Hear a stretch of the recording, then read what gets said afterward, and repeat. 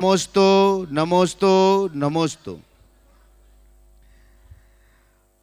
प्रतिदिन अपनी चंचला लक्ष्मी का सदुपयोग करते हुए अनेक दानदाता उदार मना श्रावक श्रेष्ठी गुणायतन से जुड़ रहे हैं, गुणायतन के सदस्य बन रहे हैं।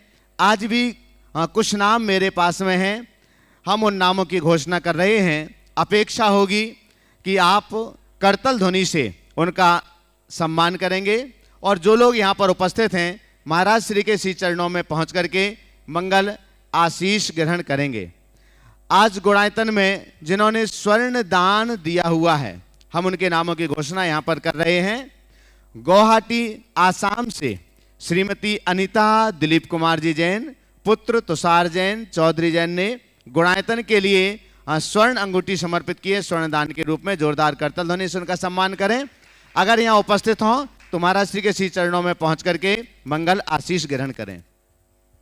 देवरी मध्य प्रदेश से शांति देवी जी बालचंद जी चौधरी ने एक स्वर्ण अंगूठी समर्पित की है। जोरदार करतल ध्वनि से सम्मान करते जाएं। मुंबई महाराष्ट्र से अवनी जैन ने गुणायतन के लिए एक स्वर्ण अंगूठी समर्पित की है, उनका भी जोरदार सम्मान करें। रमेश गोयल जी, निशा गोयल जी शाहपुरा भोपाल से एक अंगूठी लगभग 4 ग्राम की उन्होंने भी गुणायतन के लिए समर्पित की है। शकुन दीदी के माध्यम से यह अंगूठी प्राप्त हुई है। शकुन दीदी अपने स्थान से ही महाराज श्री के श्री चरणों में नमोस्तु निवेदित करते हुए मंगल आशीष ग्रहण कर लें। बंधुओं, प्रामाणिक ऐप के माध्यम से आप सभी लोग जानते हैं कि क्रैश कोर्स करवाए जा रहे हैं और हमारा श्री प्रामाणिक समूह के सभी सदस्यों ने आपके श्री चरणों में नमोस्तु निवेदित किया हुआ है और उन्होंने एक छोटा सा प्रयास और वह कर रहे हैं कि 3 क्रैश कोर्स की अपार सफलता के बाद प्रामाणिक पाठशाला के द्वारा क्रैश कोर्स का 4था भाग आने जा रहा है, जिसका विषय है अपना रिमोट कंट्रोल अपने हाथ, पर्सनालिटी डेवलपमेंट वर्कशॉप। 11 जुलाई से 14 जुलाई तक 4 दिन बच्चों के लिए और 15-16 जुलाई अभिभावकों के लिए शाम 7:30 बजे जूम ऑनलाइन के माध्यम से लिया जा रहा है। इस कोर्स का डिजाइन भावना योग पर आधारित है। ये कोर्स जैन और जैनेतर समाज के लिए भी है। ज्वाइन करने के लिए प्रामाणिक पाठशाला की वेबसाइट विजिट कीजिए या फिर 9407828432 नंबर पर संपर्क करें। साथ ही महाराज श्री प्रामाणिक समूह के सभी सदस्यों ने आपके श्री चरणों में नमोस्तु निवेदित करते हुए एक प्रश्न भी पूछा है। महाराज श्री, हमारा प्रश्न है कि गुस्सा आना, तनावपूर्ण जीवन, बाहर के कंपटीशन का प्रेशर, इसमें अब बच्चे भी सफर हो रहे हैं। इन सब से बाहर निकलकर सही रास्ता दिखाने की उन्हें कितनी जरूरत है और कैसे? महाराज श्री नमोस्तु। देखिए, जो गुस्सा, तनाव, फ्रस्ट्रेशन, हर वर्ग इसका शिकार है और हर वर्ग को इससे बाहर आने की आवश्यकता और अपेक्षा भी है, इसमें कोई संशय नहीं। आपने पूछा इससे बाहर कैसे आए। इससे बाहर आने के लिए 2 मुख्य कार्य आवश्यक है। एक पॉजिटिव थिंकिंग और दूसरा पेशेंस। यदि व्यक्ति की सोच सकारात्मक हो जाए और मन में धैर्य आ जाए तो इस प्रकार की दुर्बलताओं से व्यक्ति बच सकता है, वो उसके ऊपर हावी नहीं हो सकती। तो हमें चाहिए अपनी सोच को सकारात्मक बनाएं और धैर्य रखें, टॉलरेंस पावर भी अपने साथ साथ बढ़ाएं ताकि हम चीज़ों को सह सकें। और इन सब को पाने के लिए एक सबसे सरल और सहज उपाय है, वो है भावना योग। यदि आप नियमित भावना योग करेंगे तो निश्चित इसका परिणाम आप सबको प्राप्त होगा और उसके लिए लोगों को अभ्यास करना चाहिए, प्रयास भी करना चाहिए। आगे यहाँ पर उपस्थित आप सभी सुधी श्रावकों के लिए हम प्रश्न के लिए आमंत्रित करें। उसके पूर्व आज गुणायतन परिवार से जुड़ रहे हैं, उनके लिए हम यहाँ पर आमंत्रित कर रहे हैं। आज गुणायतन से ट्रस्टी के रूप में, संस्थापक सदस्य के रूप में जुड़ रहे हैं श्री प्रदीप जी जैन सेठी रांची से। जोरदार करतल ध्वनि से उनका एक बार सम्मान कीजिएगा, अगर उपस्थित हैं तो कृपया पधारें। साथ ही संस्थापक सदस्य ट्रस्टी के रूप में दूसरे सदस्य जुड़ रहे हैं, श्री प्रसन्न कुमार जी जैन पाटनी रांची से ही। एक बार जोरदार करतल ध्वनि से हम उनका भी सम्मान करें, अगर उपस्थित हों तो पधारें। गुणायतन से आज निर्माण सारथी के रूप में जुड़ रहे हैं श्री पंकज जी, विनीता जी, प्राची जैन, पवन कीर्ति जैन, आर्य जैन राहतगढ़ मध्य प्रदेश से। अगर यहाँ उपस्थित हों तो कृपया पधारें। श्री पंकज जी, विनीता जी, प्राची जैन, पवन कीर्ति, आर्य जैन। गुणायतन से आज निर्माण निधि के रूप में जुड़ रहे हैं श्री प्रणय प्रवीण जी जैन मुंबई महाराष्ट्र से। जोरदार करतल ध्वनि से उनका सम्मान करें। बंधुओं, जैसे कि हम सभी के लिए विदित है, महाराज श्री का मंगल पावन वर्षायोग सम्मित शिखर की पावन धरा पर संपन्न होने के लिए जा रहा है और 17 जुलाई रविवार को दोपहर को वर्षायोग मंगल कलश स्थापना का मांगलिक कार्यक्रम संपन्न होगा। अनेक उदार मना सुधी श्रावकों ने अपने मुख्य कलश स्थापित करने के लिए स्वीकृतियां प्रदान की हैं। कुछ ही मुख्य कलश शेष हैं, उनमें आप गुणायतन कार्यालय से संपर्क करके अपना सौभाग्य जागृत कर सकते हैं। साथ ही सिद्धि कलश के लिए, जिसके लिए 1,31,000 रुपये की राशि सुनिश्चित की गई है, उसमें भी अनेक लोग अपने कलश स्थापित करने के लिए सौभाग्य जागृत कर रहे हैं।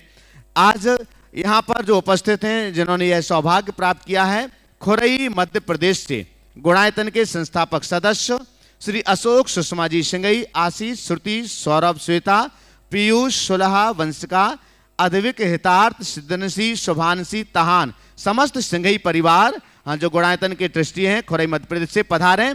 महाराज श्री के श्री चरणों में सम्मान के लिए और आपके सम्मान के लिए हम आमंत्रित कर रहे हैं श्री पदम जी छाबड़ा रांची से, डब्बू जी कासलीवाल गया से पधारेंगे। और आज जो सिद्धि कलश जिन्होंने स्थापित करने का सौभाग्य प्राप्त किया है, श्री अशोक सुषमा जी सिंगई, उनका सम्मान करेंगे। शीघ्रता से आ जाएं। साथ ही आज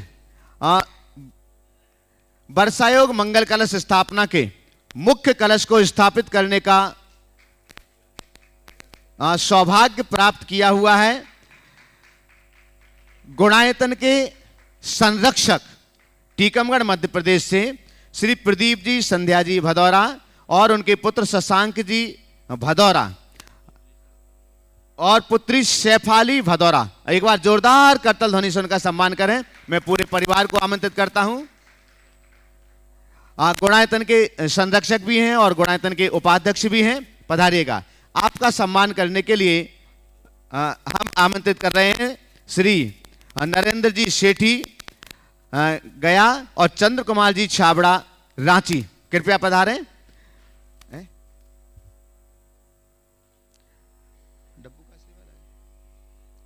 सुभाष जी जैन सम्मिलित हों साथ में, सीओ गुणायतन, पधारिएगा। आज बहुत गुणायतन के संरक्षक तो हैं ही, उपाध्यक्ष भी हैं, साथ ही साथ उन्होंने एक मुख्य कलश को स्थापित करने का भी स्वीकृति प्रदान की है, सहभागिता सौभाग्य जागृत किया जोरदार जोरदार करतल ध्वनि से। और अनेक वर्षों से वर्षायोग मंगल कलश स्थापना के प्रत्येक चातुर्मास के कलश को स्थापित करने का भी सौभाग्य प्राप्त करते हैं। चलेगा, हम उन्हीं से प्रारंभ करते हैं। प्रदीप जी यहां तक पहुंच ही गए हैं, तो अपना प्रश्न भी महाराज श्री के श्री चरणों में उपस्थित करें। इधर माइक कहां देखता है?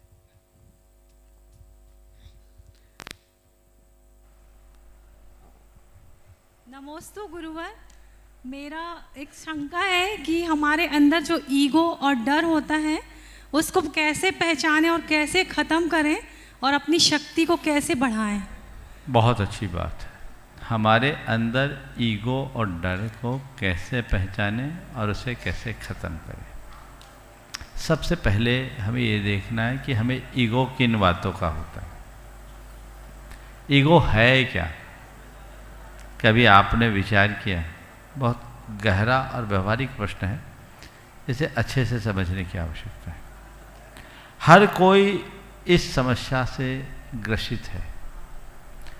पर इसके मूल को हम समझेंगे तभी इससे बाहर आया जा सकेगा। ईगो क्या है? अहंकार। अहंकार किसका? हर मनुष्य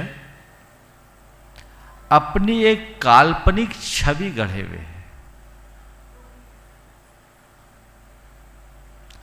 और वो छवि पर, उस छवि को मेंटेन करने में लगा रहता है।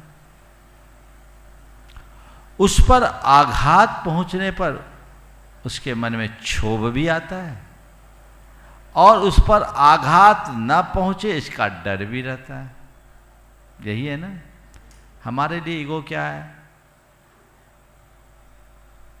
कोई मुझे सम्मान नहीं दे रहा है, कहीं मेरी मान्यता कम है, कोई मेरी इंसल्ट कर रहा है, ये सब ना ईगो है। हमको श्रेष्ठ नहीं माना जा रहा है, हम औरों से बेहतर अपने आप को साबित करते हैं। ये सब क्या है? कौन किससे कम है और कौन किससे बेहतर है? पहले ये तो जानो कि मैं हूं कौन। जब तक मैं ये नहीं जानूंगा कि आखिर मैं हूं कौन, तब तक इस समस्या से बचा नहीं जा सकता। मैं संध्या भदौरा हूं, है ना, प्रदीप भदौरा की धर्म पत्नी हूं। मैं एक समाज की रेपुटेड पर्सनालिटी हूं। मेरी अपनी एक पर्सनल इमेज है, मेरा ऐसा कैलिबर है, मेरे जैसा हुनर और किसी में नहीं है, मैं एक्स्ट्रा ऑर्डिनरी हूं। ये मेरी मान्यता है और ये मान्यता जब मैंने बना ली, मैंने अपने आप को इसी रूप माने रखा और उस रूप अपने आप को मेंटेन किया। अब इस पे अगर किसी ने थोड़ा सा भी डिस्टर्ब किया तो मन विचलित होता है, क्षुब्ध होता है, व्यक्ति प्रतिक्रिया करता है, जैसे शुद्ध शब्दों में कहें तो भुनभुना जाता है। भैया किसके लिए भुनभुना रहे हो? ये तुम हो कहां जो तुमने मान रखा है अपने आप को? अभी तुमने अपना जो परिचय प्रस्तुत किया वो कब से है और वो परिचय कब तक टिकेगा? समझ नहीं बात को? मैंने अपनी जो छवि घड़ी है वो नितांत काल्पनिक है और टेम्परेरी है, अस्थाई है, टिकाऊ नहीं है। मेरे जन्म के बाद इनमें से चीजें मेरे साथ जुड़ी और कुछ को मैंने बुद्धिपूर्वक जोड़ा और ये एक छवि गढ़ी। जीवन में ये रहेगी, टिकेगी, कुछ लंबे समय तक भी टिक सकती है, कुछ बीच में भी बदल सकती है, लेकिन मृत्यु के बाद फिर ये मेरी पर्सनालिटी कहां?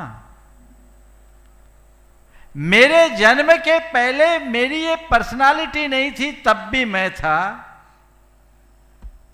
और मेरी मृत्यु के बाद मेरी ये पर्सनालिटी नहीं रहेगी, तब भी मैं रहूंगा। जो था, है और रहेगा वही तो मैं हूं। जो आया और चला गया वो कहां मैं? पर मेरी दुर्बलता कुछ ऐसी है कि जो मैं हूं उसे मैं पहचानता ही नहीं। मैंने अपने आप को वो मान लिया जो मैं हूं ही नहीं और उसको मेंटेन करने में लगा हूं। जिसका कोई वजूद नहीं, जिसका कोई अस्तित्व नहीं, जिसकी कोई उम्र नहीं, उसको कितने दिन मेंटेन करेंगे? रेत का घरौंदा आखिर कब तक टिकेगा? वो एक दिन ध्वस्त होना है। इसलिए अपने आप को पहचानो कि मैं हूं कौन। फिर कोई ईगो नहीं आएगा, फिर उत्तर ये आएगा जो मैं हूं ना वही सब है। जैसा मैं हूं वैसा ही और है। मैं शुद्ध चैतन्य आत्मा हूं, बाकी सब भी वही है। मेरी और दूसरों की चेतना में कोई मौलिक अंतर नहीं है। तत्वतः सब समान है, न कोई बड़ा है, न कोई छोटा, न कोई ऊंचा है, न कोई नीचा, कोई ना अच्छा है, न बड़ा, न कोई श्रेष्ठ है, न श्रेष्ठ, सब समान। फिर ईगो कहां? जिस व्यक्ति के जीवन में अध्यात्म का प्रकाश प्रकट हो जाता है, उसके जीवन में इस प्रकार की कोई दुर्बलता हावी नहीं होती। अपने अंतरंग में आध्यात्मिक दृष्टि विकसित कीजिए। आपका नाम मान लो प्रदीप संध्या भदौरा है ही, मानना क्या, अभी तो वही है। और कोई तुम्हारी जगह किसी दूसरे का नाम लेकर गाली दे तो तुम्हें कुछ फर्क पड़ेगा क्या? हाँ, क्यों नहीं? गाली कान में आएगी, पर वो मुझे नहीं दे रहा, किसी और को दे रहा है, क्योंकि जिसको दे रहा वो मैं नहीं हूं। कोई फर्क पड़ेगा? तो भाई तुमने अपने आप को संध्या मान रखा है, तुम हो कहां संध्या? वो मैं हूं ही नहीं। जब ऐसी समझ अंदर में विकसित होगी तब मन स्थिर होगा, और वही समझ विकसित होनी चाहिए। पर इसका घोर अभाव देखने में आता है। ज्यादातर धार्मिकों में आध्यात्मिक समझ का अभाव दिखता है, जिसके परिणाम स्वरूप वो धर्म तो करते पर धर्म का रस नहीं ले पाते। अंदर जो ट्रांसफॉर्मेशन होना चाहिए वो घटित होता नहीं दिखता। तो वो क्रांति अंदर हो, तो अपने ईगो को जड़ से मिटाना चाहते हो तो जानो मैं हूं कौन, बस। बाकी ये ऊपर का चूल्हा है, लोक व्यवहार का एक साधन है, और ये सब संयोग से जुड़े हैं। ये समझ अंतरंग में अगर गहरी बन जाए तो फिर ईगो का भी सवाल नहीं, फिर डर भी नहीं। डर भी किसका होता है? यही ना कि जो मैंने बनाया है वो मिटे नहीं। अरे जो तुम हो और जो तुम्हारा है उसे न बनाया जा सकता न मिटाया जा सकता। जो बना है वो तुम नहीं, वो तुम्हारा नहीं, और जो मिटता है वह भी तुम नहीं, वह तुम्हारा नहीं। ये श्रद्धान जिसके मन में होता है उसे कोई डर नहीं होता। वो एकदम निरहंकारी होता है, निर्द्वंद होता है, निर्भीक होता है और निश्चिंत होता है। वही हमारे जीवन का मूल मंत्र होना चाहिए। अशोक सुषमा जी सिंगई खोरई गुणायतन ट्रस्टी, आपके बाद तैयार रहेंगे गुणायतन के सूत्रधार श्रीमती कल्पना अजय भाई शाह।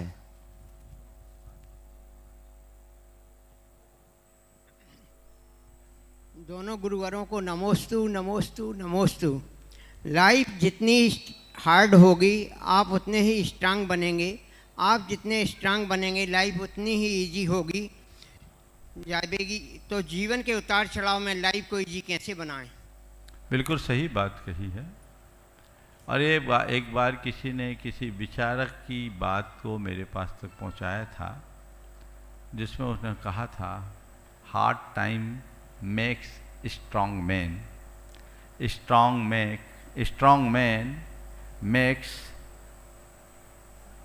इजी लाइफ, और easy life makes weak man.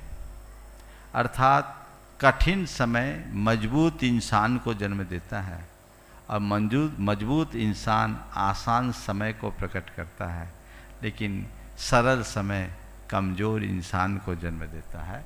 इसलिए हमें हमेशा कठिनाइयों का सामना करने का जज्बा रखना चाहिए, क्योंकि वही हमें मजबूती देती है। जब तक हम संघर्ष और चुनौतियों का सामना नहीं करेंगे हम अपने जीवन में वह सब कुछ घटित नहीं कर सकते। श्रीमती कल्पना अजय भाई शाह, आपके बाद में तैयार रहेंगे अमरजी विनायका, अभय छाबड़ा, रूपेश जी छाबड़ा, दीपक जी पाटनी, राजेश जी सेठी, हजारीबाग। नमोस्तु महाराज जी, दोनों गुरुवरों को नमोस्तु नमोस्तु नमोस्तु। मैं पादरा गुजरात से यह प्रश्न पूछ रही हूँ, हम अपनी सक्रिय सोच को विस्तार रूप कैसे दें? क्योंकि जबकि हमारा जैन धर्म अनेकांत धर्म का परिचायक है, तो फिर हमारी सोच संकीर्ण क्यों? कृपया समाधान करने की फिर कृपा करें। आप सक्की बोल रहे हैं कि सक्रिय बोल रहे हैं? सक्रिय हाँ, सक्रिय। सक्रिय सोच को फिर से बोलिए, शब्द स्पष्ट नहीं आए। हम अपनी सक्रिय सोच को विस्तार रूप कैसे दें? विस्तार रूप कैसे दें? हाँ, हाँ। ठीक है। क्योंकि जबकि हमारा जैन धर्म एकांत अनेकांत धर्म का परिचायक है, तो फिर हमारी सोच संकीर्ण क्यों? संकीर्ण कैसे? सक्रिय और संकीर्ण सोच की बात कर रहे हैं। मैं तो ये कहता हूँ, यदि हमारी सोच में अनेकांतवाद हो जाए तो संकीर्णता अपने आप समाप्त हो। हमारे सोच का आग्रह ही तो हमें संकीर्णता में उलझाता है। व्यापकता से सोचे, विराटता से सोचे, चीज़ों को देखने का नज़रिया बदले, तो हमारे अंदर ये दिशा, ये स्थिति नहीं बन सकती। पर हमारी मुश्किल यही है कि हम उस दिशा में सोचते ही नहीं। नमस्ते। अमर जी विनायका, अभय जी छाबड़ा, रूपेश जी छाबड़ा, दीपक पाटनी, राजेश सेठी, सभी साथी हजारीबाग से। एक पूछेंगे। हाँ। आपके बाद तैयार रहेंगे नरेंद्र जी सेठी गया, अन्नू जैन, राजेश अजमेरा और डब्बू कासलीवाल गया। देवमुनि राजों के चरणों में 3 बार नमोस्तु नमोस्तु नमोस्तु। मुनिवर, आज मनुष्य के पास पहले की अपेक्षा बहुत कुछ बड़ा है, पर मनुष्य के जीवन में फिर शांति से भी। बोलो। महाराज श्री, आज मनुष्य के पास पहले की अपेक्षा बहुत कुछ बड़ा है, पर मनुष्य के जीवन में शांति भी अशांति में बदल गई है। तो महाराज श्री, शांति को पुनः कैसे अपने जीवन में स्थापित करें? नमोस्तु महाराज। बहुत कुछ बढ़ा है पर शांति अशांति में बदल गई। आपने पूछा है शांति को पुनर्स्थापित कैसे करें।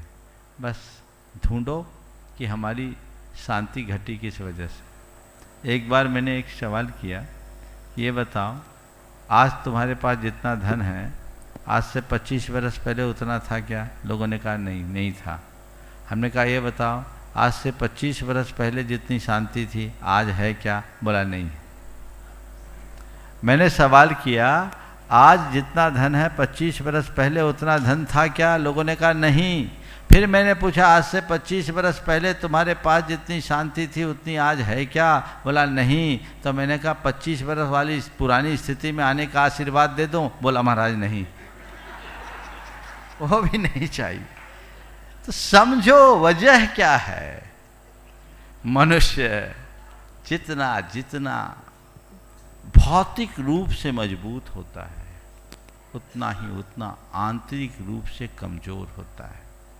मनुष्य को चाहिए कि वह अपनी भौतिक उपलब्धियों के साथ साथ आंतरिक रूप से अपने आप को मजबूत बनाए, जिससे जीवन को अच्छा बनाया जा सके। नमोस्तु महाराज। नरेंद्र जी सेठी गया, अन्नू जैन, राजेश अजमेरा और डब्बू कासलीवाल गया से सभी साथी गुणायतन के सभी सक्रिय कार्यकर्ता हैं।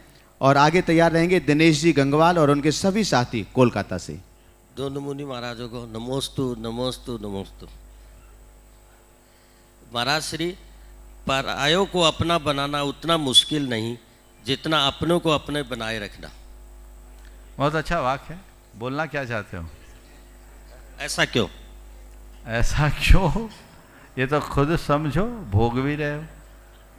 परायों को अपना बनाना फिर भी आसान है, लेकिन अपनों से अपनापन बनाए रखना लोगों के लिए कठिन है, केवल इसलिए कि लोग परायों के साथ तो अपनों जैसा व्यवहार करने को राजी हैं, पर अपनों के साथ परायापन अपना करके चलते हैं। अपनों के साथ अगर अपनापन बनाए रखोगे तो अपनों से भी अपनत्व तो मिलेगा और ये सारी दुविधा समाप्त होगी। दिनेश जी गंगवाल और उनके सभी साथी साथ में कोलकाता से।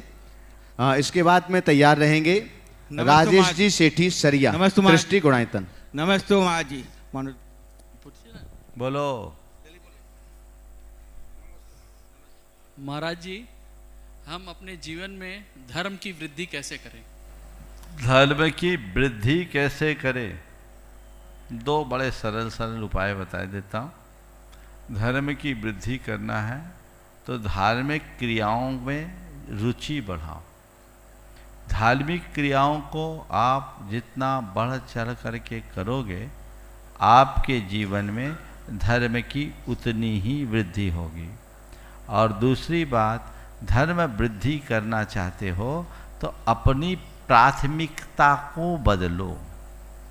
अर्थात मेरे लिए और कार्यों की अपेक्षा धर्म के प्रति प्रमुखता रखनी है, क्योंकि मेरा हित उसी में है, मेरा कल्याण उसमें है। यदि ये प्राथमिकता बदलेगी तो चीज़ें अपने आप परिवर्तित हो जाएगी। और है, बोलो जल्दी, हो गया? चलो।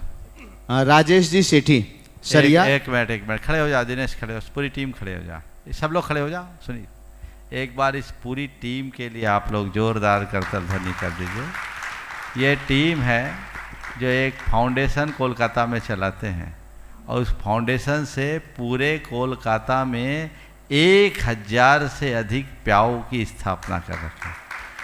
ये 2005 में जब हम पहली बार कोलकाता गए थे तब से इन लोगों ने उपक्रम शुरू किया था और आज भी जारी। कितने हो गए अभी तक? हाँ, पूरा जानकारी दो दिनेश को एक बार। बहुत अच्छा कार्य इन लोगों ने किया। हाँ महर्षि, जब 2011 में आपका आशीर्वाद मिला था तो 108 का टारगेट था। 108 तो हम लोग 2 महीना में कर दिए थे, फिर आपने 1000 का टारगेट दिए थे, लेकिन कोविड के लिए 3 साल कोई काम नहीं था। वापस अभी लास्ट 2 महीना में 1008 हम लोग का पूरा हो गया। 1008 पूरा हो गया, बहुत सुंदर। फाउंडेशन का नाम बता। श्री 108 प्रमाण सागर जैन फाउंडेशन, और कलकत्ता के हर थाने में, हर मेट्रो रेल में लगा हुआ है।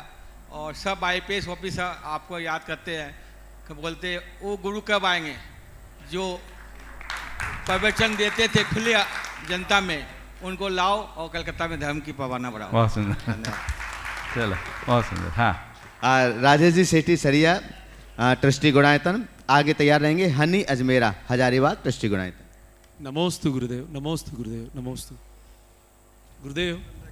दुनिया में 2 नाम के पौधे तेजी से खत्म हो रहे हैं। पहला निस्वार्थ प्रेम और दूसरा अटूट विश्वास। ऐसा क्यों महाराज? हाँ, निस्वार्थ प्रेम और कठिन विश्वास, इन दोनों के पौधे खराब हो रहे, खत्म हो रहे। इसकी वजह है क्योंकि लोगों ने अपने हाथ में स्वार्थ की आरी और शंका की कुल्हाड़ी रख रखी है, इसलिए दोनों पे जा रहे हैं। नमोस्तु भाई। हनी अजमेरा हजारीबाग ट्रस्टी गुणायतन। आगे तैयार रहेंगे ललिता जैन कोलकाता। नमोस्तु गुरुदेव, नमोस्तु गुरुदेव, नमोस्तु गुरुदेव। गुरुदेव कहते हैं जिसकी भावना अच्छी होती है तो आप उसको पूरे दिल से चाहो पूरा होता है। लेकिन अगर कोई 2 टीम्स है, सपोज कोई इलेक्शन है या किसी चीज़ का कंपटीशन है, दोनों टीम जीतने के बारे में सोचते हैं कि हमें जीतना है, हमें जीतना है, उनकी भावना इतनी स्ट्रांग होती है, लेकिन ऐसा होता नहीं है रिजल्ट में। तो क्या कॉन्ट्राडिक्ट करता है ये लॉ ऑफ अट्रैक्शन या जो हम बोलते हैं यद भावते तद भवति को? देखो, क्यों ये नहीं हो पाता पूरा? यहाँ पूरा काम करता है। खेल में जो खेल खेल रहे हैं ना, वो जीतने का जज्बा लेके खेलते हैं, पर उनके सबकॉन्शियस में कहीं ना कहीं बात बैठी होती है कि खेल में एक ही जीतेगा। समझ गए? और वो दोनों जीतने की बात कर रहे हैं, हारने की तो कोई बात ही नहीं कर रहे हैं। तो दोनों में जब किसी की भावना एक बराबर हो तो ड्रा हो जाए, और जिसकी भावना और जज्बा प्रबल हो जीत जाए, ऐसा भी तो हो सकता है। समझ गए? तो जहाँ जब 2 ही हो और वहाँ एक को जीतना हो तो वही जीत पाएगा जो हर अर्थ में स्ट्रॉन्ग हो। नमोस्तु महाराज। ललिता शंभोजी जैन शराबगी कोलकाता। आगे तैयार रहेंगे संगीता अनिल सेठी हजारीबाग। मुनि श्री के चरणों में नमोस्तु नमोस्तु नमोस्तु। ओम। हाँ, अरनाथ मुनिदेव के चरणों में नमोस्तु नमोस्तु नमोस्तु। मुनि श्री उत्कृष्ट संख्यात, अभी तक सुना था विद्वानों के मुँह से कि 50 अंक प्रमाण होता है। लेकिन फिर से बोलना। उत्कृष्ट संख्यात, उत्कृष्ट संख्यात 50 अंक प्रमाण होती है। लेकिन जब अलौकिक गणित पढ़ने को आया महाराज श्री, तो उसमें वो 4 कुंड सिखाऊ तक भर रहे हैं। अनवस्था कुंड 46 अंक प्रमाण। ऐसा आपका सवाल है, यहाँ उत्तर दूंगा तो सबके सिर से चला जाएगा। ये सवाल आप मेरे कक्ष में बैठ के कर लोगे तो ज़्यादा अच्छा होगा। मेरे को तो छोटा सा तो हमारा और कुछ नहीं है इसमें। इसको पूरा डायग्राम बना करके समझो तो सब चीज़ें क्लियर हो जाएगी। दोनों चीज़ों की 2 तरीके की प्ररूपणा है, और ये गणितीय चीज़ें जब सामने प्रसंग हो तभी उपस्थित करना अच्छा होता है। ठीक है, अगला संगीता अनिल जी सेठी हजारीबाग, साथ में सरिता सेठी भी खड़े हो जाएं। प्रश्न एक जन कर लें, बाकी कल कर लेंगे। हाँ, दोनों में कोई पूछ लो। आगे तैयार रहेंगे डॉक्टर मदन मोहन जैन नरसिंहपुर। महाराज श्री नमोस्तु नमोस्तु नमोस्तु। मेरा शंका है कि मैं लोग क्या कहेंगे उसके लिए जियो, या मुझे क्या अच्छा लगता है, किसमें खुशी मिलती है उसके लिए जियो। लोग क्या कहेंगे इसके लिए भी मत जियो, मुझे क्या अच्छा लगता है इसके लिए भी नहीं जियो, मैं कैसे अच्छा बनूं इसके लिए जियो। नमोस्तु महाराज श्री। चलो आगे। डॉक्टर मदन मोहन जैन नरसिंहपुर। आगे तैयार रहेंगे डॉक्टर आकाश जैन सियादवाद महाविद्यालय वाराणसी। मुनि द्वय के चरणों में नमोस्तु नमोस्तु नमोस्तु। महाराज जी, मेरा एक छोटा सा प्रश्न है कि सिद्ध भगवान ज्ञान शरीरी हैं, तो सिद्ध भगवंतों में उत्पाद ध्रुव व्यय की स्थिति कैसी रहती है, कैसे बनती है? उनके अंदर अगर लघु गुण के निमित्त से उत्पाद व्यय ध्रुव होता है। समझ गए? चलिए। डॉक्टर आकाश जैन वाराणसी। देखो ऐसा है, ये हमारा जो मंच है ये गूढ़ सैद्धांतिक प्रश्नों का नहीं है। कृपया प्रश्न के नाम देने से पहले अपने प्रश्नों को देख लिया कीजिए, क्योंकि इस समय के जो श्रोता हैं वे श्रोता धर्म और जीवन व्यवहार से जुड़ी बातों को जानना चाहते हैं। जी महाराज। आपकी व्यक्तिगत कोई ऐसी शंकाएं हों वो अलग से भी किसी अन्य मंच पर पूछा जा सकता है। जी महाराज जी। अतः आगे से भी, अब आप लोग पहले से चेक करवाते नहीं, भैया जी भी क्या करें, लेकिन नाम देने से पहले ये करें, और जब तक आपके पास प्रश्न स्पष्टतया न डाला जाए तब तक नाम भी ना आए, तो सभी लोगों को अच्छा लगता है। क्योंकि इसमें इस मंच में जितने जैन हैं उससे कई गुने हमारे अन्य साथी लोग हैं, और जैनों में भी जितने हैं उनमें से स्वाध्याय करने वाले बहुत कम लोग हैं। वो सब हमारे स्वाध्याय के चर्चा का विषय है, उसे उसी समय के लिए सीमित रखें। आगे भी जिनका नाम लिया जाए वे इसका ख्याल रखेंगे। जी महाराज जी। नमोस्तु। डॉक्टर आकाश जैन सियादवाद महाविद्यालय वाराणसी। आगे तैयार रहेंगे सुरेश जी पांड्या कोलकाता, संरक्षक गुणायतन। हम तब तक उसके बीच में आमंत्रित कर रहे हैं सब्या बजाज पुणे से, जिन्होंने स्वर्ण दान दिया है गुणायतन के लिए एक अंगूठी, पहुंच करके मंगल आशीष ग्रहण कर लें। आकाश प्रश्न।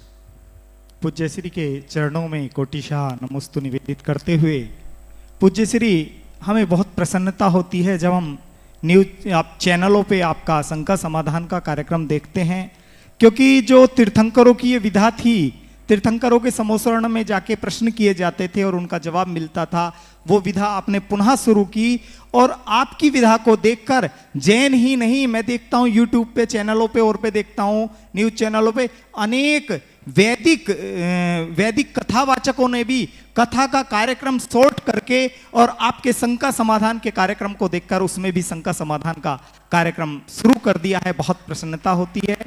और पूज्य श्री, मैंने 52 गजा में आपसे एक आशीर्वाद लिया था कि सियादवाद महाविद्यालय के लिए हम हाई कोर्ट और सुप्रीम कोर्ट में केस लड़ते हैं और कसाई बंधती है, ऐसे में क्या करें। आपने कहा था तुम धर्म के लिए कार्य कर रहे हो, कसाई नहीं बनती, तुम धर्म के लिए लड़ रहे हो और वो विजय को प्राप्त होंगे। और आपके आशीर्वाद से अभी हम आपने वाराणसी में भी मेरे से प्रवेश के समय पूछा था, आकाश तुम्हारे काम का क्या हुआ। आपके आशीर्वाद से, पूज्य आचार्य गुरुवर के आशीर्वाद से हमारा सियादवाद विद्यालय का काम सब हमारे हाथ में आ गया। मान्य सर्वोच्च न्यायालय से हमें विजय श्री प्राप्त हो गई है, ये आपका आशीर्वाद है। पूज्य श्री, हमने इस कार्य के लिए लगभग 7 वर्ष का समय लगा, सर्वोच्च न्यायालय तक हमने केस को लड़ा, लेकिन अब सारी चीजें हमारे हाथ में आ गई। एक समस्या आ रही है कि आज के जो माता पिता हैं वो बच्चों को संस्कृत और प्राकृत पढ़ाना नहीं चाहते, केवल वो ये देखते हैं, कॉन्वेंटल स्कूल के हिसाब से देखते हैं बच्चों को, जो हमारी पुरानी प्राचीन पद्धति है। क्योंकि आचार्य भगवान भी कहते हैं कि वाराणसी में जो शिक्षा की परंपरा है, संस्कृत की जो परंपरा है, वो परंपरा कहीं विश्व में नहीं मिल सकती। उनके गुरुजी उनको बताया करते थे, ऐसा गुरुजी बताते हैं। लेकिन आज के माता पिता कहते हैं कि इससे आजीविका क्या मिलेगी। अभी मोदी जी ने भी कहा कि शिक्षा को आजीविका का साधन ना बनाएं, शिक्षा को अपने विकास का साधन बताएं, हम बनाएं। हम उन माता पिताओं को कैसे समझाएं और बच्चे हमारे यहाँ कैसे पढ़ने के लिए आए, इसके बारे में मार्गदर्शन दीजिए। देखिए, बहुत अच्छा सवाल किया है। जहाँ तक आपने कहा कि हम एक न्याय की लड़ाई पर विजय पाए हैं, बहुत अच्छी बात है। अगर ये संस्था के हित में हुआ है तो इससे अच्छी बात और कोई नहीं। आपने जो सवाल किया है कि हम अपनी मूल पारंपरिक शिक्षा के प्रति लोगों में जागरूकता कैसे लाएं, अर्थकरी विद्या के प्रति हमें बहुत ज़्यादा ध्यान नहीं देना चाहिए, पर आज का समय बिल्कुल बदल गया। पहले ये कहा जाता था सा विद्या या विमुक्ते, अब कहा जाने लगा है सा विद्या या अर्थोपलब्धे। जिससे अधिक से अधिक अर्थ की उपलब्धि हो वही विद्या है, वही ज्ञान। मुझे लौकिक ज्ञान से कोई परहेज नहीं है। लोग अर्थकरी विद्या का अर्जन भी करते हैं तो करें, लेकिन एक बात सदैव हर व्यक्ति को ध्यान में रखना चाहिए, जब तक हम अपनी संस्कृति को नहीं समझेंगे तब तक हम अपने धर्म को, अपनी परंपरा को आने वाली पीढ़ियों तक नहीं पहुंचा सकेंगे। यदि मेरे मन में धर्म से प्रेम है, लगाव है, तो मुझे अपनी संस्कृति से भी जुड़ाव रखना जरूरी है, और संस्कृति से जुड़ाव रखने के लिए हमें संस्कृति का ज्ञान भी आवश्यक है। भाषा और सिद्धांत को ठीक तरीके से जाने बिना हम अपने संस्कृति के प्रवाह को आगे नहीं बढ़ा सकते। हर जैनी को मूलभूत भाषा का ज्ञान होना चाहिए। प्राकृत हमारी मूल भाषा है और हमारा मूल महामंत्र प्राकृत में है। जब हम नमोकार मंत्र बोलते हैं, नमो अरिहंतानम, नमो सिद्धानम, नमो आयरियानम, नमो वज्रायनम, नमो लोये शव शाहुनम के रूप में, तो ये प्राकृत में निबद्ध गाथा छंद में ये मंत्र है। तो हमें अपने जिस मंत्र के माध्यम से हम अपने जीवन की समस्त आराधना करते हैं, उस भाषा को पढ़ने सीखने की रुचि तो रखनी ही चाहिए। हम इसे पढ़ेंगे तो क्या मिलेगा? अरे इसे पढ़ोगे तो तुम्हें वो मिलेगा जो दुनिया में कहीं नहीं मिलेगा। तुम्हें धर्म का ज्ञान होगा, तुम्हें तत्व का ज्ञान होगा, तुम्हें अपने जीवन का सही बोध प्राप्त होगा। इसलिए लोगों को चाहिए वो और पढ़ाई करना है करे, चूँकि वो भी एक आवश्यक है। एक सुझाव मैं देता हूँ, खासकर महिलाओं के लिए और अन्य लोगों के लिए भी। वे ग्रेजुएशन किसी भी विषय में करना चाहें कर ले, पर उसके साथ साथ जैन दर्शन, जैनोलॉजी और उसके ऊपर भी आप अपना एक डिग्री जरूर लें। ग्रेजुएशन करें, पोस्ट ग्रेजुएशन करें। और ऐसा अगर आप लोग करें, 2 साल 3 साल का ये कोर्स है, और ये कोर्स अगर आप करने लगोगे तो विभिन्न विश्वविद्यालयों में जो आज जैन चेयर स्थापित हैं वो आगे चलते रहेंगे, और आपको भी ज्ञान प्राप्त करने का सुअवसर मिलेगा, जिससे आप खुद स्वाध्याय करते हुए आने वाली पीढ़ियों को वो ज्ञान दे सकेंगे। इसलिए इसके लिए सतत प्रयासरत रहना चाहिए। इसमें किसी भी प्रकार की कमी या त्रुटि नहीं होने देना चाहिए। सभी को उत्साहित होकर आगे बढ़ना चाहिए। आज हमारी समाज में महिलाओं के पास बहुत अच्छी प्रतिभा, योग्यता है, क्षमता है, और अब की जीवन शैली भी कुछ ऐसी है कि उनके पास पर्याप्त समय और अवकाश भी है। क्यों न वो ऐसा करे कि अपनी वो पढ़ाई पूरी करने के साथ साथ ये पढ़ाई भी पूरी करे, तो आपके जीवन में 4 चांद लग जाएंगे। हर कोई, कई लोग तो रिटायरमेंट के बाद भी पढ़ते हैं, क्योंकि पढ़ाई की कोई उम्र नहीं होती। मेरे साथ शांतिलाल जी बाबा जी थे, 80 वर्ष की उम्र में मुझसे कहते थे, महाराज आप अगर आशीर्वाद दे दो तो मैं साइकोलॉजी में एमए कर लूँ। 80 साल की उम्र में ये जज्बा, समझ गए? तो रिटायरमेंट के बाद भी पढ़ा जा सकता है। जिसको जब अनुकूलता हो तब पढ़े, ताकि ये हमारे संस्थान चलते रहे और धर्म और संस्कृति का प्रवाह बढ़ते रहे। इसकी बहुत ज़रूरत है। यदि इन सब चीज़ों को आप भूल जाओगे तो आने वाले समय बहुत अंधकार में होगा, जो हमारे लिए कतई उचित नहीं होगा। बहुत अच्छा प्रयास है, और साथ ही साथ मैं सभी संस्थाओं के संचालकों से भी कहूँगा, उसमें युगानुरूप परिवर्तन अपेक्षित है। यदि हम वैसा परिवर्तन करेंगे तब लोगों को रुझान भी बढ़ेगा। क्यों न हम इस तरह की शिक्षाओं को टेक्नोलॉजी के ज्ञान के साथ देना शुरू करें। आज का युग टेक्नोलॉजी का युग है। पहले, इससे पहले का युग विज्ञान का युग था। अब विज्ञान से आगे टेक्नोलॉजी हो गई। बिना टेक्नोलॉजी के जीवन अब चलना बड़ा कठिन सा हो गया। तो हम वो शिक्षा भी साथ में समायोजित करें और धर्म की शिक्षा को भी टेक्नोलॉजी के माध्यम से करने लगे।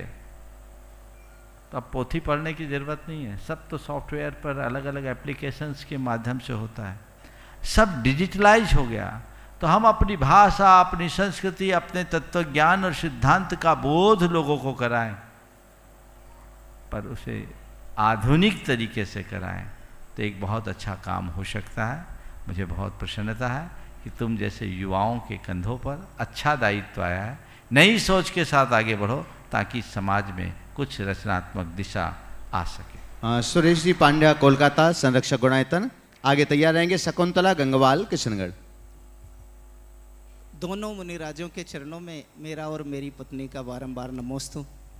महाराज, शिखर जी में चारों तरफ सिद्ध चक्र विधान की धूम मची हुई है और सिद्ध चक्र विधान के साथ ही सती मैना सुंदरी का इतिहास के साथ कहानी जुड़ी हुई है।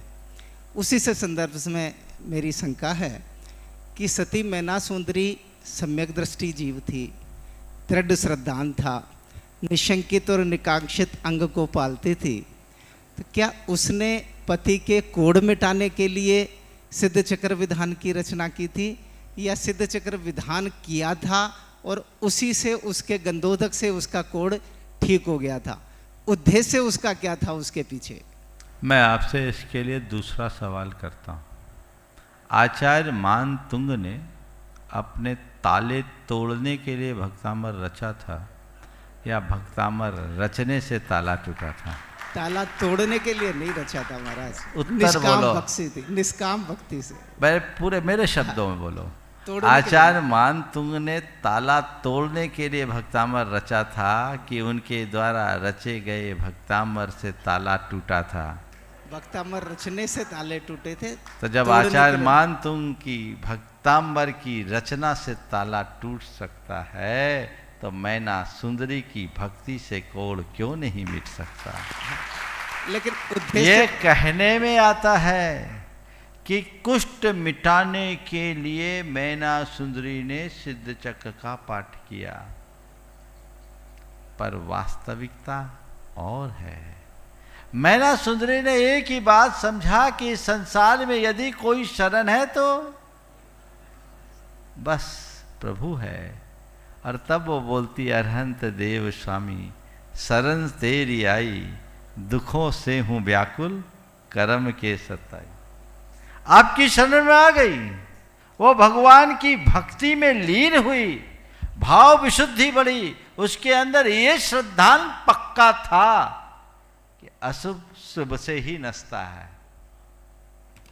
तो वो अपने कर्म नसाने के लिए भगवान की शरण में, अपने मन को स्थिर बनाए रखने के लिए भगवान की शरण में आई, विशुद्ध भाव से भक्ति की, उसके प्रताप से उनके पति का कुष्ठ मिट गया। पर हम लोग हैं नकल करने वाले लोग। क्या है?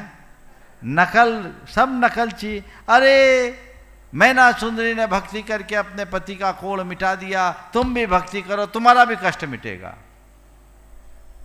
तो हम ऊपर ऊपर की बातों में उलझ जाते हैं, मूल चीज में नहीं जाते हैं, और लोग सोचते चलो किसी भाव से धर्म से तो जुड़ो, तो वही चीजें ज्यादा महिमा मंडित किया जाता है। कोई बात नहीं, पर अगर हम इसी बात को ठीक तरीके से समझें और फिर करें तो हमें इसका कई गुना लाभ मिल सकता है।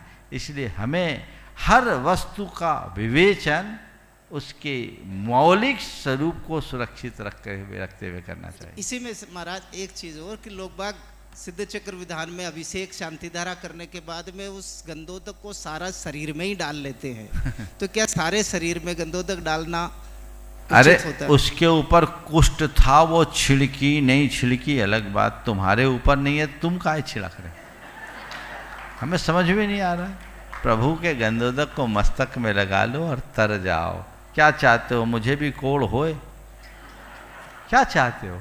अरे जब तुम सांगो पांग हो तो ये तो सोचने की ही बात नहीं, ये अतिरेक है। नमोस्तु महाराज श्री, नमोस्तु महाराज श्री। हम परिवार के साथ महाराज श्री पहली बार अष्टानिका पर्व में सिद्ध चक्र मंडल विधान त्यागीवर्ती आश्रम में कर रहे हैं। महाराज श्री आपका आशीर्वाद मिले, निर्विघ्न संपन्न हो और एक दिन आपके सानिध्य में शांति धारा हो, ऐसी भावना बातें हैं। महाराज जी एक छोटी सी शंका है महाराज जी। नमस्ते महाराज जी। महाराज जी महावीर स्वामी से पूर्व 23 तीर्थंकर थे, उससे पहले 22 तीर्थंकर थे और उससे पहले 21 तीर्थंकर थे। तो महाराज जी कभी ऐसा मिलता है कि 24 के बजाय 23 कहीं मिली हो, महावीर स्वामी से पहले भी मूर्ति बनती होगी, तो कोई ऐसा महाराज जी मिलता है? भाई 24 तो अनादि से है, अनंत काल तक बनी रहेगी। उसमें ना 25वां आएगा ना 23 होगी। चलिए आगे, बस एक ही। हाँ, श्रीमती आशा विनायका हजारीबाग, श्रीमती आशा विनायका हजारीबाग। तब तक हम यहाँ आमंत्रित कर रहे हैं। आज हमारे बीच मालथौन मध्य प्रदेश सागर से पूज्य मुनि श्री अरय सागर जी महाराज जी के गृहस्थ अवस्था के बड़े भैया भाभी पवन जी जैन और श्रीमती रश्मि जैन यहाँ उपस्थित हैं। पधारें, महाराज श्री का मंगल आशीष ग्रहण करें और आप लोग जोरदार करतल ध्वनि से सम्मान करें। साथ ही जयश्री नगर मध्य प्रदेश सागर से श्रद्धामती माता जी के गृहस्थ अवस्था के माता पिता जय कुमार जी भी यहाँ उपस्थित हैं। वे भी मंगल आशीष ग्रहण करें। आशा विनायका हजारीबाग तैयार रहेंगे। जय कुमार सुलोचना जैन जे के मसाला कोलकाता। नमोस्तु महाराज श्री। महाराज श्री, आज की युवा पीढ़ी रचना कम आलोचना ज्यादा करती है, ऐसा क्यों? रचना कम आलोचना ज्यादा, हर बात की आलोचना। रचना कम करती है, आलोचना ज्यादा करी आज की युवा पीढ़ी। लोगों को आलू चना ज़्यादा पसंद है ना? देखिए, ये हमारी नकारात्मक दृष्टि का परिणाम है। व्यक्ति को चीज़ों के लिए सकारात्मकता से देखना चाहिए। खड़े रहो। अभी चीज़ों को सकारात्मकता से देख करके चलना चाहिए। और अगर हम सकारात्मकता से देखें तो हर चीज़ में आलोचना का सवाल नहीं। हाँ, कोई भी कार्य हो, कोई भी विषय हो, तो उस पर चर्चा होना बुरा नहीं, होना चाहिए। और यदि कोई पीढ़ी उस पर सवाल खड़े करते हैं तो हमें विचलित नहीं होना चाहिए। हमें उसका सकारात्मक उत्तर देकर उन्हें संतुष्ट करना चाहिए। लेकिन हर बात में बस मीन मेक करना ये अच्छी बात नहीं है। जहाँ अच्छी बात है उसकी अनुमोदना करनी चाहिए। नमोस्तु। जय कुमार सुलोचना जी जैन जे के मसाला कोलकाता तैयार रहेंगे। ललिता संतोष सेठी कोलकाता। आप नमोस्तु करें, जोरदार करता ध्वनि से सम्मान करें। और आपका सम्मान करने के लिए यहीं आ जाएं बीच में। आपका सम्मान करने के लिए हम आमंत्रित कर रहे हैं एन जैन साहब और सुभाष जी जैन शिव पधारें, और विजय जी जैन गुवाहाटी साथ में आ जाएं सम्मान करने। हाँ, प्रश्न करें। दोनों महाराजों को नमोस्तु महाराज जी, नमोस्तु। क्या सिर्फ आचार्यों द्वारा रचित ग्रंथ ही आगम है? सागार, धर्मामृत, छह डाला, मोक्ष मार्ग, प्रकाशक आदि आगम ग्रंथ नहीं है? आचार्यों में क्या समस्त आचार्य रचित ग्रंथ आगम में आते हैं महाराज जी? देखिए, आपने एक बड़ा ज्वलंत प्रश्न किया। आगम क्या है? जो सर्वज्ञ भगवान की वाणी के अनुरूप है वो आगम, और जो सर्वज्ञ भगवान की वाणी से बहिर्भूत है वो आगमाभास। तो हमारे लिए हर वह शास्त्र सत्शास्त्र या आगम की कोटि में आता है जो हमारे पूर्वाचार्यों की मूल बातों से मेल खाता है, या सर्वज्ञ भगवान की वाणी से जिसका सीधा संबंध होता है, चाहे वो किसी मुनि या आचार्य के द्वारा रचित हो या वो विद्वान के द्वारा। जो सही है वो सही है, और जिनमें मिलावट है वो जिनवानी नहीं है। तो हमें इसका विवेक रखना चाहिए। नमस्ते महाराज जी। आइए, चलिएगा, सम्मान करने के लिए आ जाएं। ललिता संतोष सेठी कोलकाता आगे, और इसके बाद में शोभेंद्र जैन ललितपुर। नमस्ते महाराज जी। दोनों महाराज के चरणों में हम काला परिवार का नमस्ते महाराज जी। महाराज जी दौलत एक ही करें आज समय। इस साइड आइए। ललिता संतोष शेट्टी। हाँ,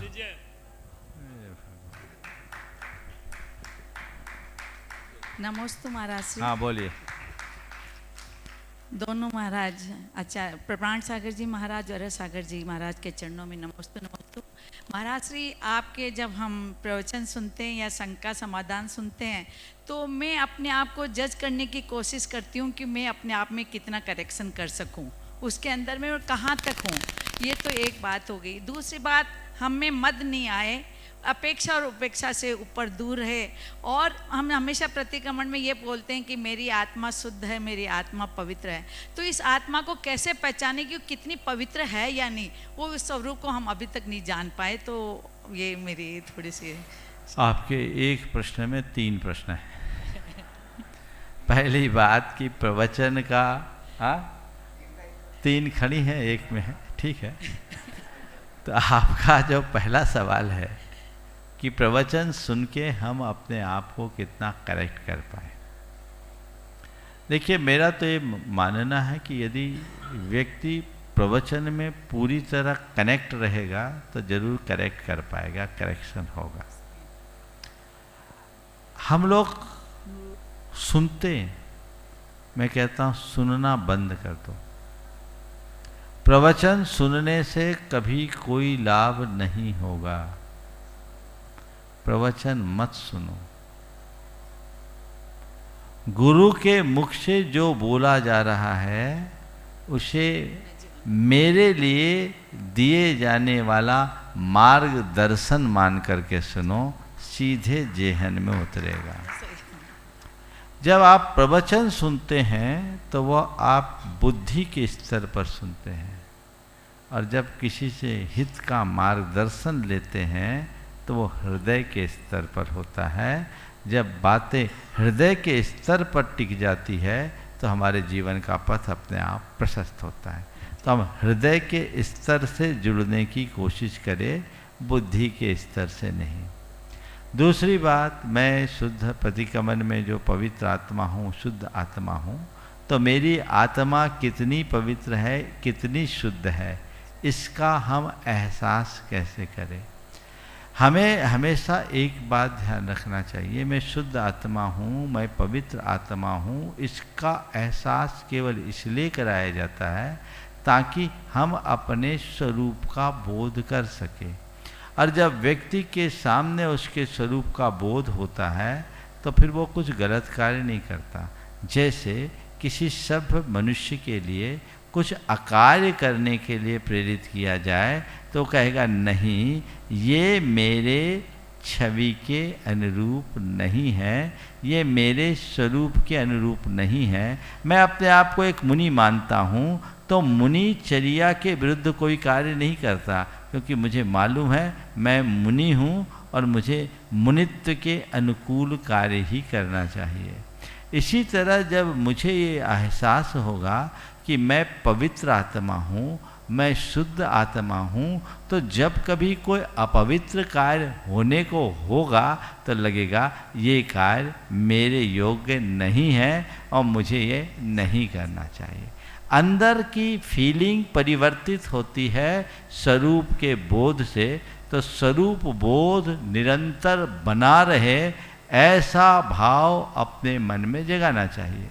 और फिर ये परिवर्तन अपने अंदर की पवित्रता को बढ़ाए रखने के लिए हमें अपने दोषों की आलोचना करते हुए निंदा गढ़ा भी करना चाहिए। जैसे हम लोगों को अनुभव है कुछ गलती हो जाती है, फट से कान पकड़ते हैं, दोबारा हम नहीं करेंगे। इसी तरह हम प्रतिक्रमण के क्षणों में अपने अंतर मन के कान खींच ले, दोबारा ऐसा रिपीटेशन नहीं होगा, और अगर कान पकड़ लेंगे तो काम बन जाएगा। समय आप सबका हो गया, यहीं पर विराम। बोलिए परम पूज्य आचार्य गुरुवर श्री विद्यासागर जी महाराज।